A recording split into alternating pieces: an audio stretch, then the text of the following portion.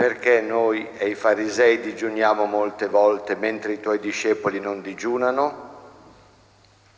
E allora cosa interessava che i discepoli di Gesù non digiunassero? Sembrano un po' delle comari, forse anche un po' invidiose del fatto che loro sono costretti a digiunare, gli altri invece non digiunano. Bisogna stare sempre molto attenti alle pratiche religiose, molto attenti, perché le pratiche religiose, quando perdono di vista lo sposo, che è Gesù,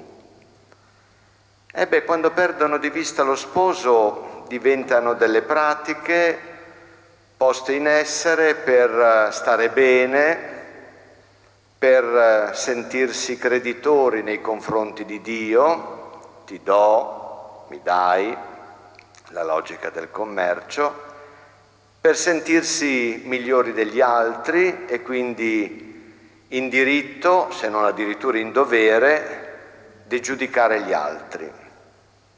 Ecco, sulle pratiche religiose occorre sempre esercitare un'attenta vigilanza per evitare appunto queste derive. Lo sposo, ecco, Dio non è un padrone, Dio è lo sposo, Dio non è un dovere, è una gioia.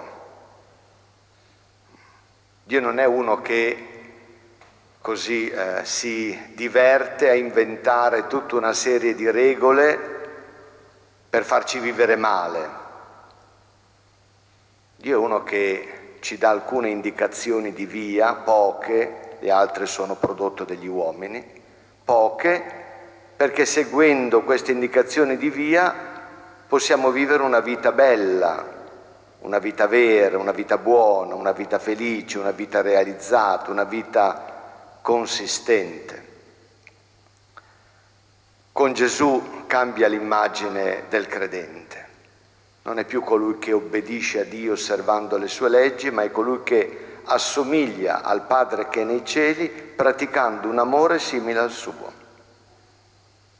E che tipo di amore è quello di Dio? Intanto è un amore che ci precede, non aspetta che diventiamo buoni per amarci. Ci ama perché possiamo diventare buoni, perché facendo esperienza dell'essere amati possiamo diventare buoni, nel senso che siamo nella condizione di poter riamare Lui attraverso il servizio reso ai fratelli. È un amore gratuito, senza secondi fini, quello che invece noi spesso pratichiamo. È un amore senza confini, da cui nessuno è escluso, è offerto a tutti, senza distinzione. È un amore smisurato, la cui misura è l'assenza di misura. È un amore immeritato. Non è che Dio ama chi si procura dei meriti al suo cospetto. Anche i nostri meriti sono suo dono. Se c'è una proporzione è quella con i nostri bisogni. Più abbiamo bisogno, più Lui ci ama, proprio come fa un genitore con i propri figli più deboli, più fragili, appunto, più bisognosi di aiuto. Il credente è colui che assomiglia al Padre che è nei cieli, praticando un amore simile al suo. Ma chi di noi con le sole sue forze è capace di praticare un amore come quello di Dio, di cui vi ho appena parlato, in modo peraltro assai sintetico? Nessuno, chiaramente, nessuno. E allora cosa vuol dire? Vuol dire che Dio ci chiede qualcosa di impossibile? Gesù ci chiede qualcosa di impossibile? Ma niente affatto. Occorre ricordare quanto afferma Paolo nella lettera ai Romani, capitolo 5, versetto 5. L'amore di Dio è stato riversato nei nostri cuori per mezzo dello Spirito Santo che ci è stato dato. Cioè dire, siamo abitati dalla stessa capacità di amare di Dio. Non solo Dio ci ama, e già questo è una cosa bellissima, fonte di gioia, ma ci dà, attraverso lo Spirito Santo, la sua stessa capacità di amare. Cioè ci rende capaci di amare come Lui ama. Si tratta di credere a tutto questo. si tratta di permettere a questa capacità di esprimersi, si tratta di permettere a questa capacità di manifestare tutte le sue potenzialità, non frapponendo ostacoli, quegli ostacoli che sono il frutto del nostro egoismo. Chiediamo allora alla Vergine Maria di aiutarci ad ascoltare, custodire e mettere in pratica la parola che oggi è stata proclamata. Amen.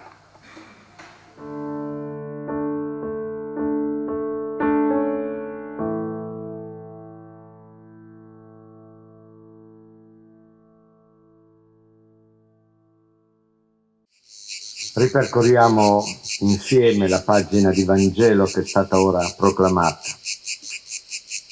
In quel tempo il Signore designò altri 72, quindi oltre ai 12, oltre ai messaggeri inviati in Samaria, altri 72. I numeri nella Bibbia non sono mai messi a caso. Secondo Genesi, il primo libro della scrittura, 72 erano i popoli pagani che abitavano la faccia della terra. E quindi il messaggio qual è? Il messaggio è che il Vangelo deve essere portato a ogni uomo, di ogni tempo, di ogni luogo. Nessuno deve essere escluso dall'annuncio del Vangelo. E li inviò a due davanti a sé, in ogni città e luogo dove stava per recarsi. Il compito del discepolo è quello di preparare un terreno favorevole all'incontro con il Signore Gesù. Perché è il Signore Gesù il Salvatore, non il discepolo.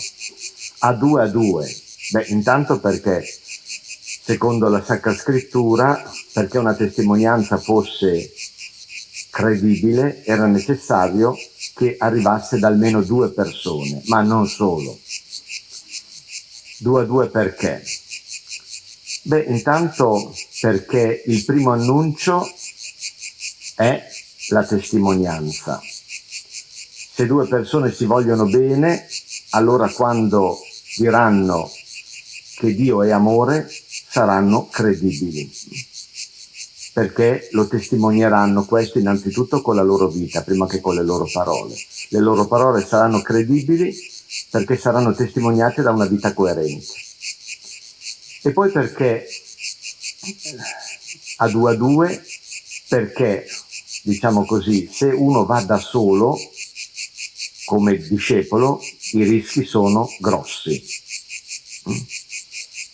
Nel momento del successo uno si esalta, nel momento dell'insuccesso uno si deprime. I rischi dell'andare da soli sono l'autoreferenzialità, la mancanza di correzione reciproca e la vertigine dell'io, che non ammette di imputare a sé errori o peccati. Diceva loro: la messe è abbondante, ma sono pochi gli operai. Pregate dunque il Signore della messe perché mandi operai nella sua messe. Questi operai non sono soltanto i preti, i frati e le suore, come spesso purtroppo si è detto. Gli operai sono tutti i battezzati sono chiamati a concorrere alla realizzazione qua sulla terra del regno di Dio. Quel regno che Gesù è venuto ad inaugurare e alla cui realizzazione chiede a ciascuno di noi di collaborare.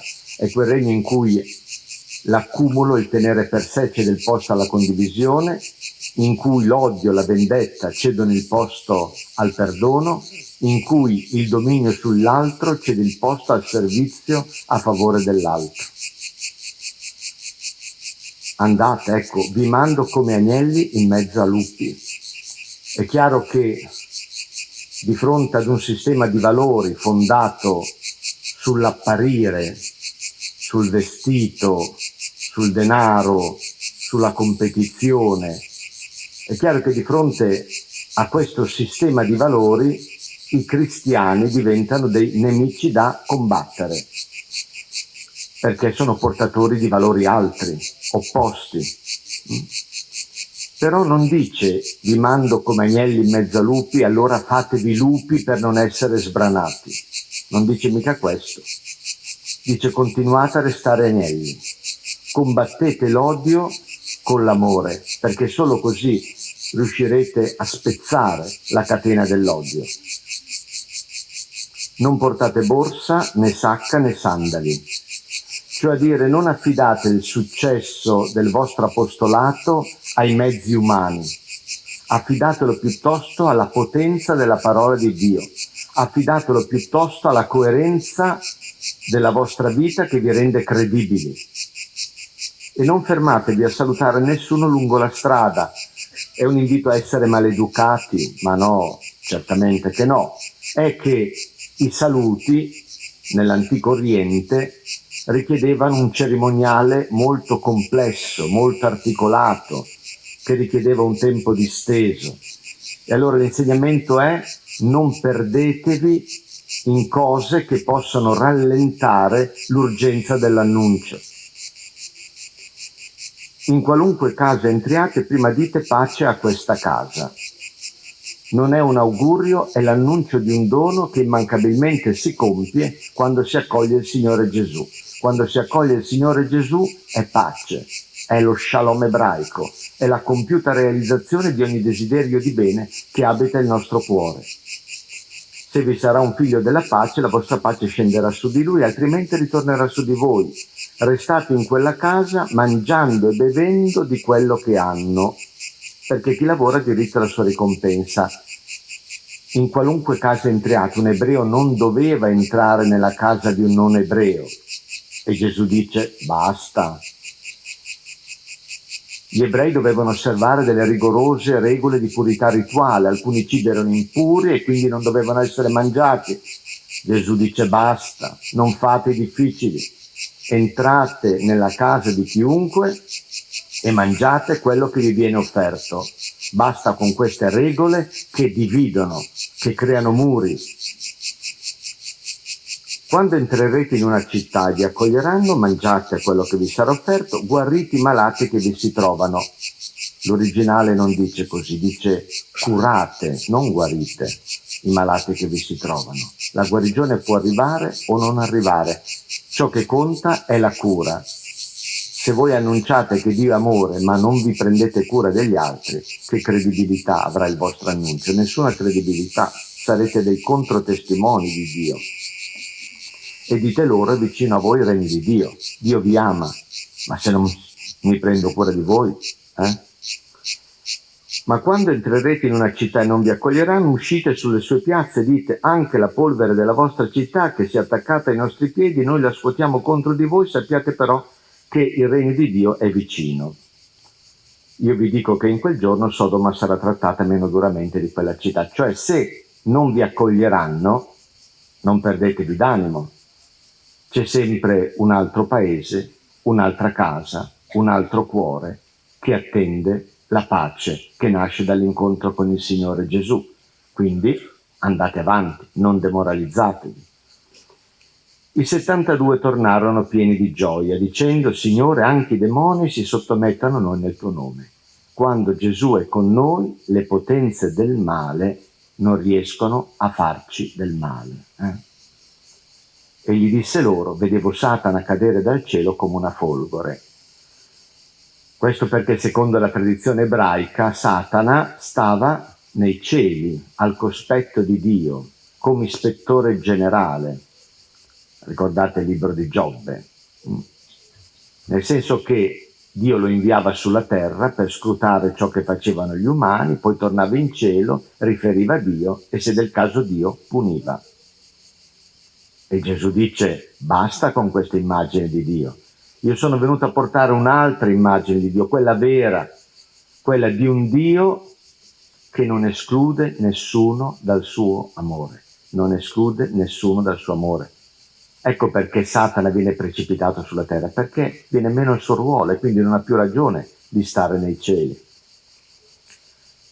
E poi dice: non rallegratevi perché i demoni risultano sconfitti, rallegratevi piuttosto perché i vostri nomi sono scritti nei cieli. Cioè, il motivo della gioia del discepolo qual è? Il motivo della gioia del discepolo è che egli è amato da Dio. amato nel tempo, durante il suo pellegrinaggio terreno, e in quel tempo senza tempo che noi chiamiamo eternità. Amen.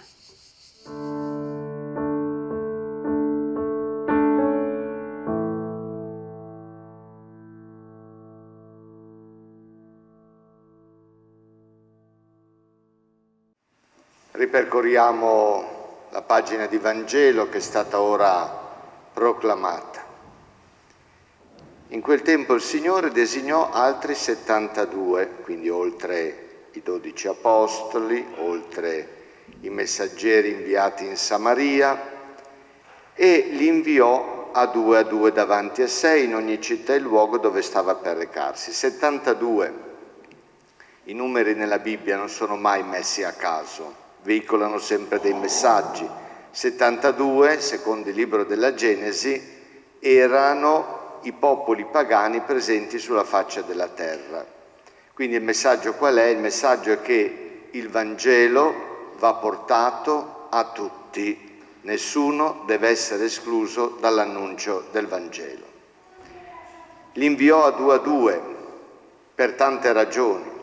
Intanto perché secondo il libro del Deuteronomio, Antico Testamento, la testimonianza era valida solo se era resa da almeno 2 persone. E poi perché il primo annuncio è la comunione che si vive tra le persone. Se io annuncio che Dio è amore, se io annuncio che Dio ti ama, se io annuncio che Gesù ci ha lasciato il comandamento nuovo, amatevi gli uni gli altri come io ho amato a voi, però non sono in comunione con gli altri, che credibilità avrà il mio annuncio? Nessuna. Ecco, l'essere in due, l'essere in comunione tra due è il primo annuncio, è ciò che rende credibile l'annuncio verbale. Li inviò a due davanti a sé in ogni città e luogo dove stava per recarsi. Quindi il compito del discepolo è quello di preparare un terreno favorevole all'incontro con il Signore Gesù, perché a salvare è il Signore Gesù, non è il discepolo. Ancora a due. Perché? Perché quando uno è da solo rischia intanto di deprimersi se c'è l'insuccesso o di esaltarsi se c'è il successo. A due per evitare almeno 3 derive. La prima è quella della autoreferenzialità.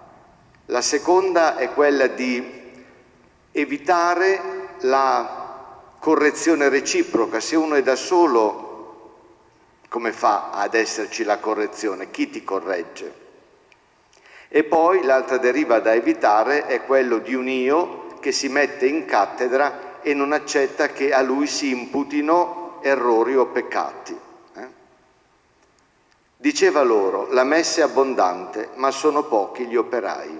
Pregate dunque il Signore della messe perché mandi operai nella sua messe.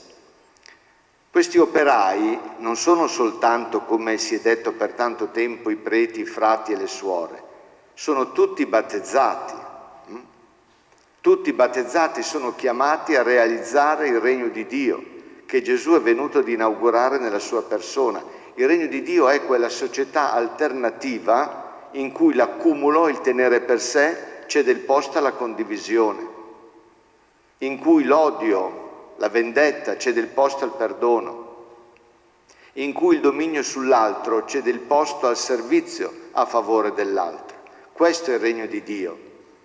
E i battezzati tutti, non solo i preti, i frati e le suore, sono chiamati a dare il proprio apporto perché questo regno si realizzi, si diffonda, cresca. Andate, ecco vi mando come agnelli in mezzo a lupi.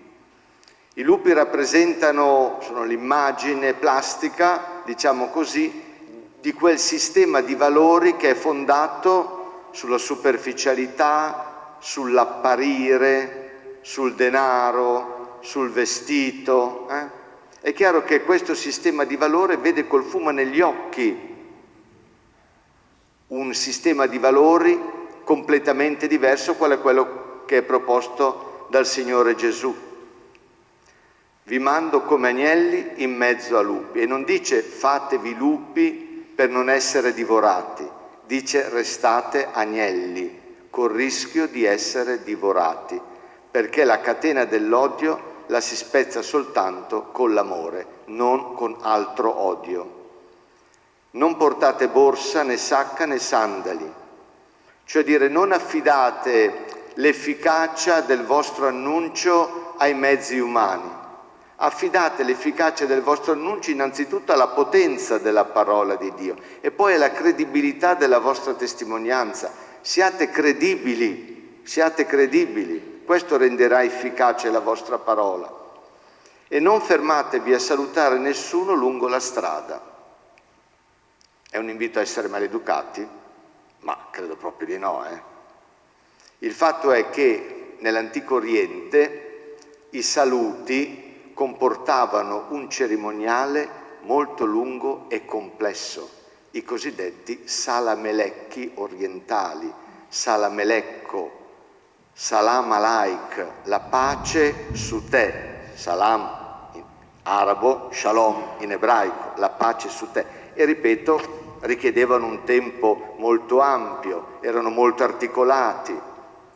Dice, c'è l'urgenza di annunciare il regno, non perdetevi in cose che rallentano questa urgenza. In qualunque casa entriate, l'ebreo non poteva entrare nella casa di un non ebreo, gli era assolutamente vietato per non contaminarsi.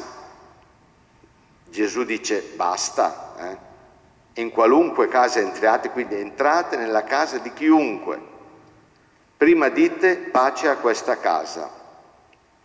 Non è un augurio, è l'annuncio di un dono che immancabilmente si compie quando si accoglie Gesù nella propria vita. Quando si accoglie Gesù nella propria vita arriva il dono della pace, no? Della compiuta realizzazione di ogni desiderio di bene, di ogni desiderio buono che abita il nostro cuore. Se vi sarà un figlio della pace, la vostra pace scenderà su di lui, altrimenti ritornerà su di voi.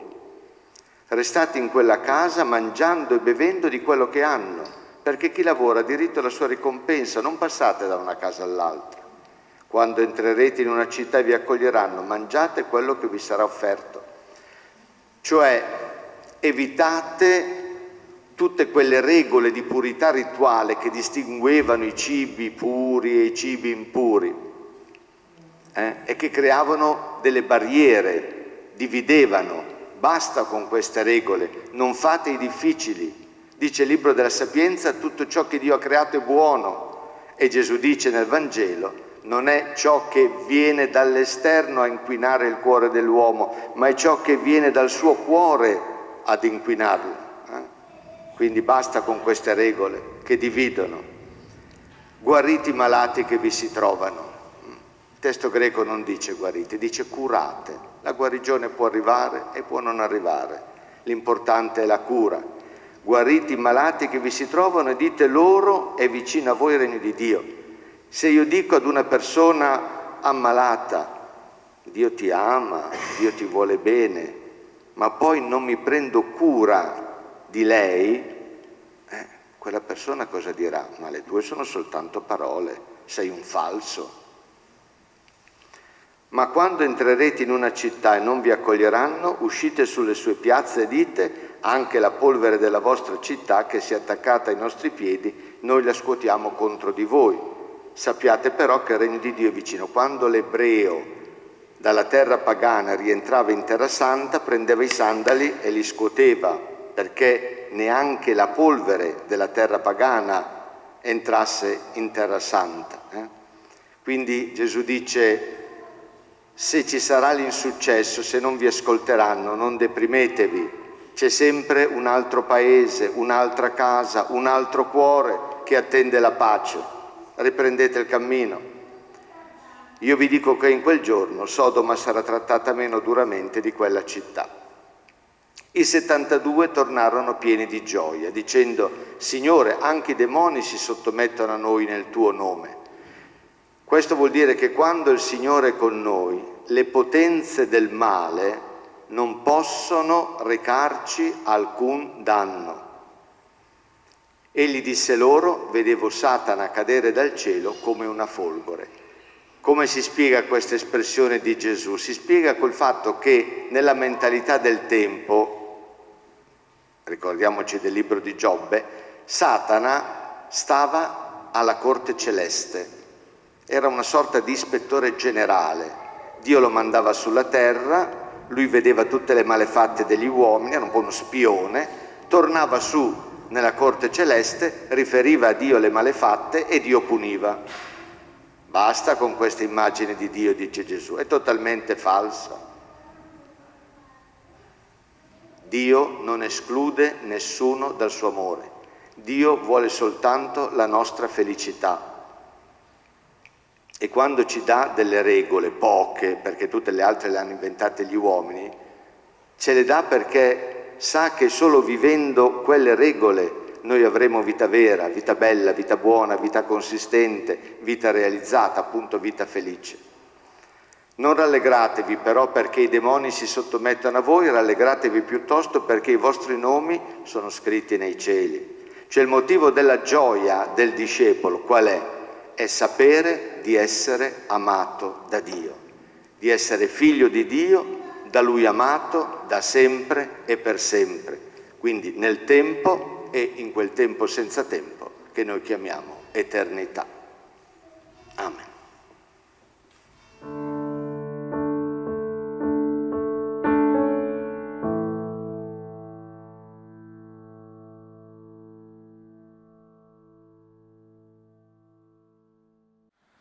Ripercorriamo insieme la pagina di Vangelo che abbiamo ora ascoltato.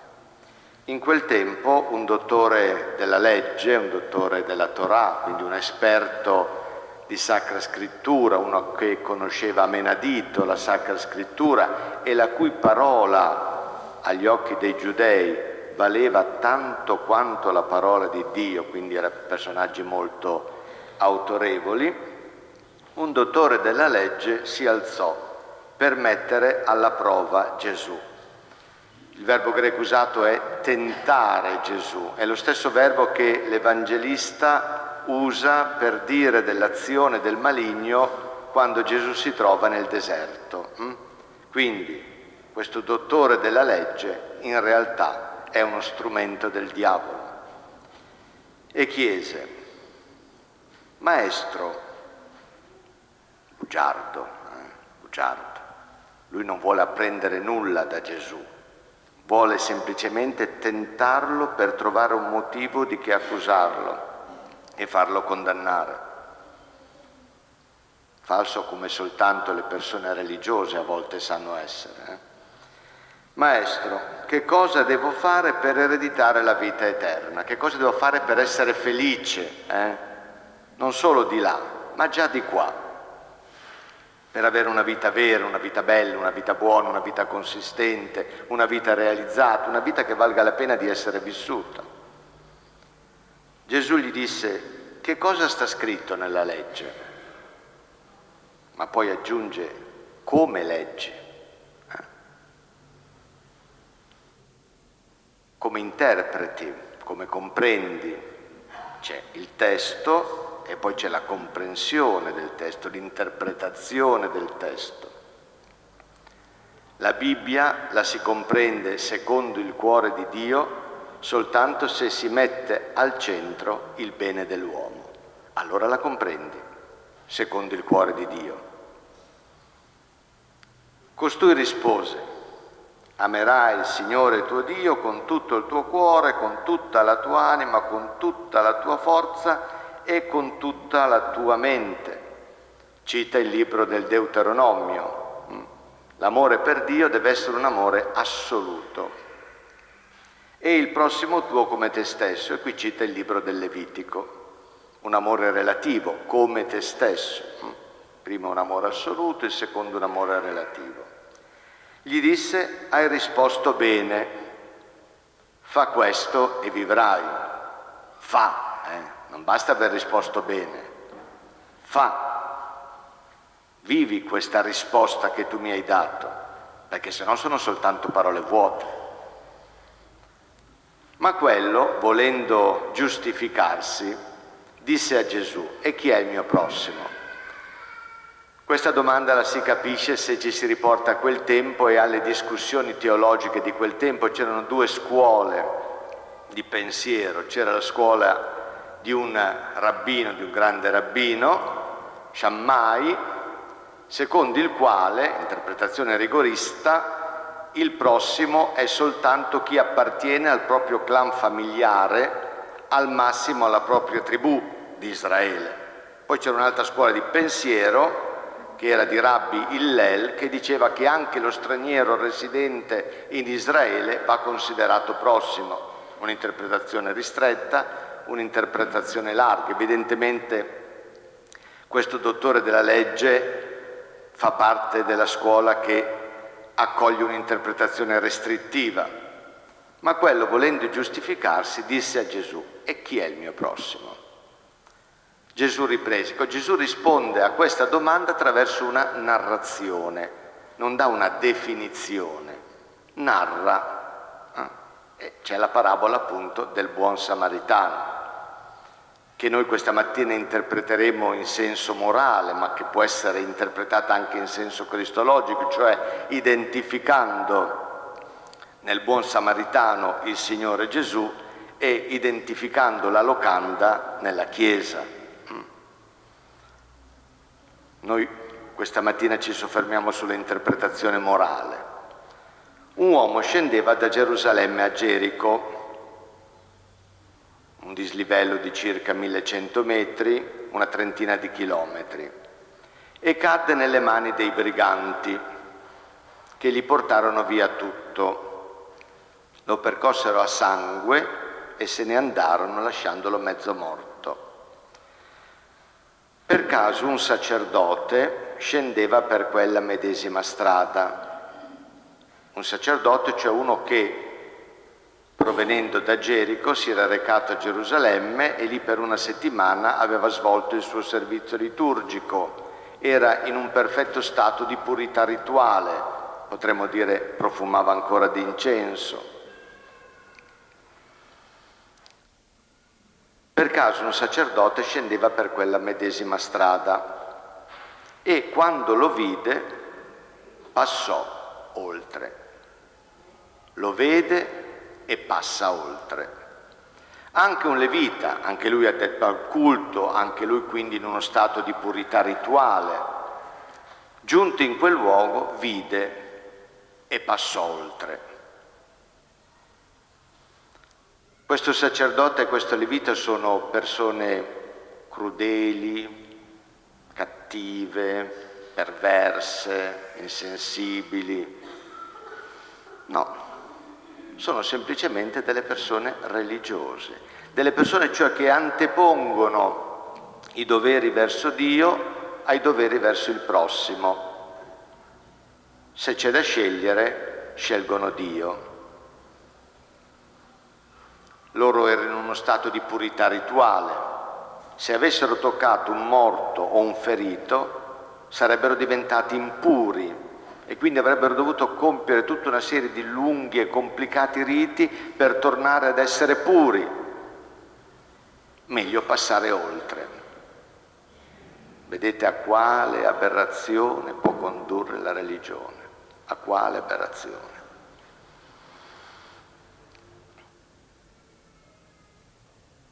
Invece un samaritano, i samaritani erano considerati dai giudei degli eretici, degli scomunicati, degli impuri, delle persone da evitare, da disprezzare, il peggio del peggio. Invece un samaritano che era in viaggio, passandogli accanto, vide e ne ebbe compassione. Il verbo greco usato dice ne ebbe misericordia, ma questo verbo nella Sacra Scrittura è usato solamente con riferimento a Dio, non all'uomo. Avere misericordia vuol dire compiere un'azione che ridona vita a chi vita non ha, e questo lo può fare soltanto Dio. Ma questo verbo, in questo caso, Gesù lo usa con riferimento all'agire del samaritano. Ecco allora che Gesù ci offre una diversa immagine di credente. Il credente non è colui che obbedisce a Dio osservando le sue leggi, ma è colui che assomiglia al Padre che è nei cieli, praticando un amore simile al suo. Vide, ne ebbe compassione, cioè a dire si lasciò ferire il cuore dalle ferite di quell'uomo. Gli si fece vicino, perché non basta lasciarsi ferire il cuore dalle ferite dell'altro, oh poverino, però no, gli si fece vicino. Gli fasciò le ferite, versandovi olio e vino, poi lo caricò sulla sua cavalcatura, lo portò in un albergo, si prese cura di lui. Il giorno seguente tirò fuori 2 denari, li diede all'albergatore dicendo: abbi cura di lui, ciò che spenderai in più te lo pagherò al mio ritorno.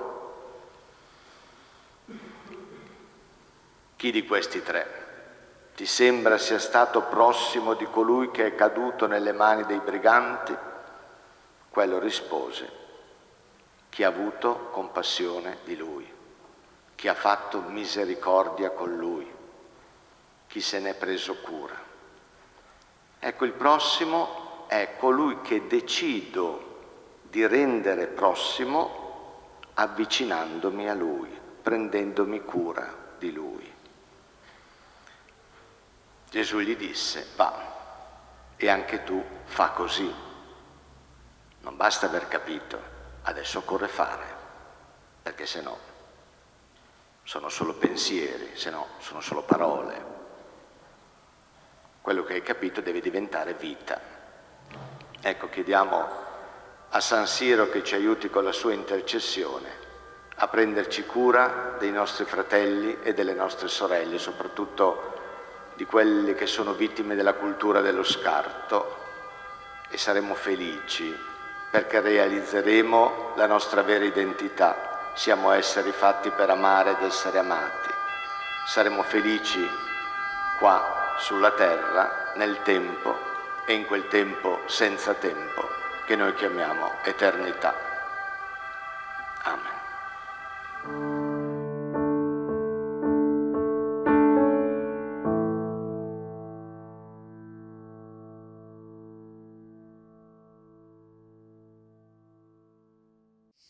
Ripercorriamo insieme la pagina di Vangelo che è stata ora proclamata.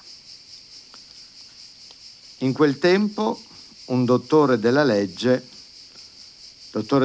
era uno che conosceva a menadito la Bibbia, la Sacra Scrittura.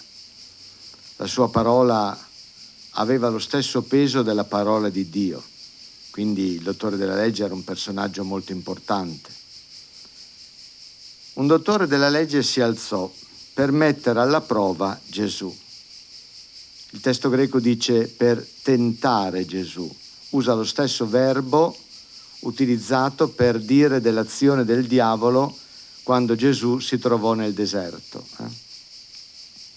Quindi per tentare Gesù e così trovare un motivo per accusarlo e condannarlo. E chiese: Maestro, falso come soltanto certe persone religiose sanno essere. Maestro è uno da cui si desidera apprendere, ma lui da Gesù non desidera apprendere proprio un bel nulla. Maestro, che cosa devo fare per ereditare la vita eterna? Che cosa devo fare per essere felice nel tempo e oltre il tempo, per vivere una vita vera, una vita bella, una vita buona, una vita realizzata, una vita consistente, una vita che vale la pena di essere vissuta? Gesù gli disse: che cosa sta scritto nella legge? Ma poi aggiunge: come leggi? Perché c'è il testo e poi c'è la comprensione del testo, l'interpretazione del testo. Non basta leggere la Bibbia per automaticamente comprenderla secondo il cuore di Dio. La si comprende secondo il cuore di Dio se si mette al centro il bene dell'uomo. allora la si comprende, non solo la si legge, la si comprende, secondo il cuore di Dio. Costui rispose: amerai il Signore tuo Dio con tutto il tuo cuore, con tutta la tua anima, con tutta la tua forza e con tutta la tua mente. Questo stabilisce il libro del Deuteronomio, un amore assoluto, quindi quello nei confronti di Dio. E il tuo prossimo come te stesso. Questo precetto lo troviamo nel libro del Levitico ed è un amore relativo.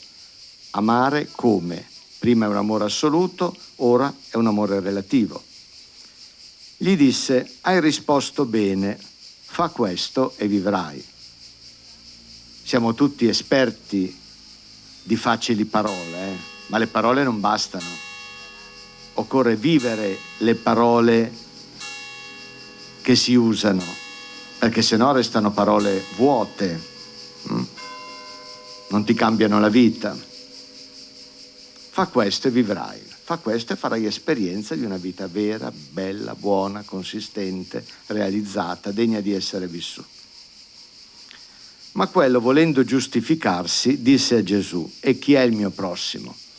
Questa domanda la comprendiamo se ci riportiamo in quel contesto, perché in quel contesto c'erano almeno due scuole di pensiero. Una che si rifaceva a Rabbi Shammai, che riteneva essere prossimo soltanto il membro del clan familiare o al massimo della tribù, quindi un'interpretazione restrittiva, e poi c'era la scuola di Rabbi Hillel. Secondo questa scuola, prossimo è anche lo straniero che risiede in terra di Israele, quindi un'interpretazione più larga. Evidentemente questo dottore della legge si rifaceva alla interpretazione restrittiva. Ma quello, volendo giustificarsi, disse a Gesù: chi è il mio prossimo? E Gesù risponde a questa domanda non con una definizione, ma con una narrazione. Racconta una parabola che può essere interpretata in almeno due modi. Un modo è un modo morale, no? Che riguarda il comportamento che siamo chiamati a tenere, poi c'è un'interpretazione, diciamo, cristologica, per cui il buon samaritano è l'immagine di Gesù che viene in questo mondo per prendersi cura degli uomini, e la locanda in cui ricovera il malcapitato è l'immagine della Chiesa.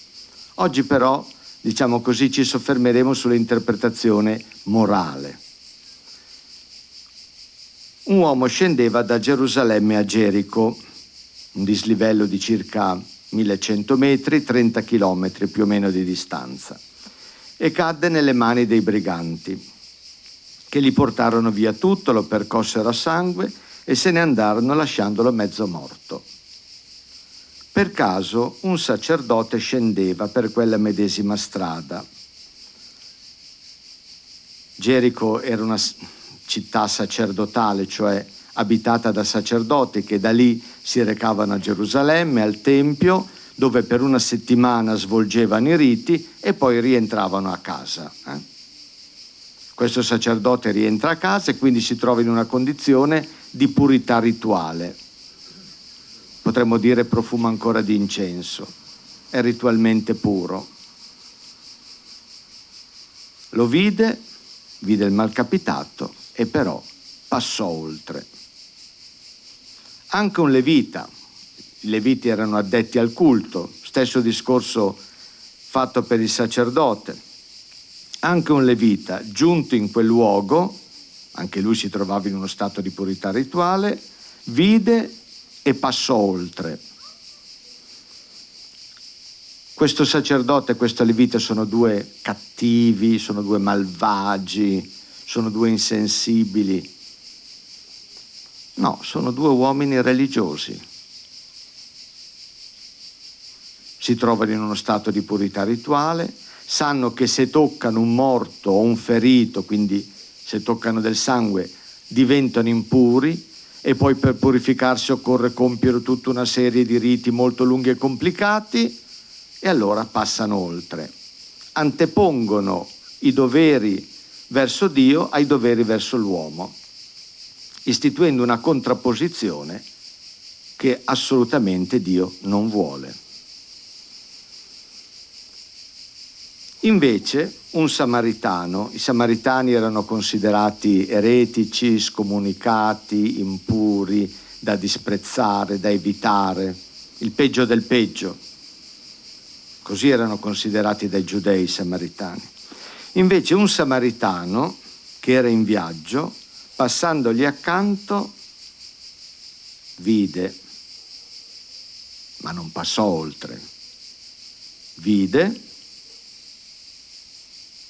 ne ebbe compassione, cioè si lasciò ferire il cuore dalle ferite di quell'uomo.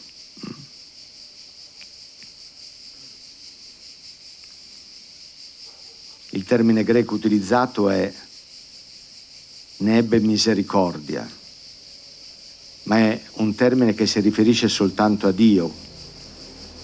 Quindi questo samaritano, questo uomo da disprezzare, in quel momento si sta comportando da Dio. Passandogli accanto, vide, ne ebbe compassione, provò misericordia, gli si fece vicino, perché non basta vedere, non basta lasciarsi ferire il cuore, occorre accostarsi, perché se no sono parole vuote, sono sentimentalismi. Gli si fece vicino, gli fasciò le ferite versandovi olio e vino, poi lo caricò sulla sua cavalcatura, lo portò in un albergo e si prese cura di lui. Il giorno seguente tirò fuori 2 denari e li diede all'albergatore dicendo: abbi cura di lui, ciò che spenderai in più te lo pagherò al mio ritorno. Gesù qui ci presenta una nuova immagine di credente,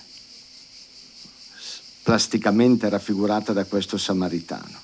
Il credente non è colui che obbedisce a Dio osservando le sue leggi, ma è colui che assomiglia al Padre che è nei cieli, praticando un amore simile al suo. E Gesù domanda: chi di questi 3 ti sembra sia stato prossimo di colui che è caduto nelle mani dei briganti? Quello rispose: chi ha avuto compassione di lui, chi ha fatto misericordia con lui. Quindi chi è il mio prossimo? Il mio prossimo è colui che decido io di fare di qualcuno il mio prossimo avvicinandomi a lui, prendendomi cura di lui. Gesù gli disse: va, e anche tu fa così. Ricorre in tutta la pagina di Vangelo il verbo fare, fare, fare. Non basta vedere, non basta lasciarsi ferire il cuore, occorre fare, avvicinarsi, prendersi concretamente cura. Se no, ripeto, sono parole vuote, sono sentimentalismi. Ecco, cari fratelli e sorelle, chiediamo alla Vergine Maria che ci aiuti a vivere questa pagina di Vangelo. Chiediamo alla Vergine Maria, qui onorato con il titolo di Regina del Carmelo, che ci aiuti a prenderci cura dei nostri fratelli e delle nostre sorelle, nessuno escluso. E avremo vita eterna, cioè a dire vita vera, vita bella, vita buona, vita consistente, vita felice, nel tempo e in quel tempo senza tempo che noi chiamiamo eternità.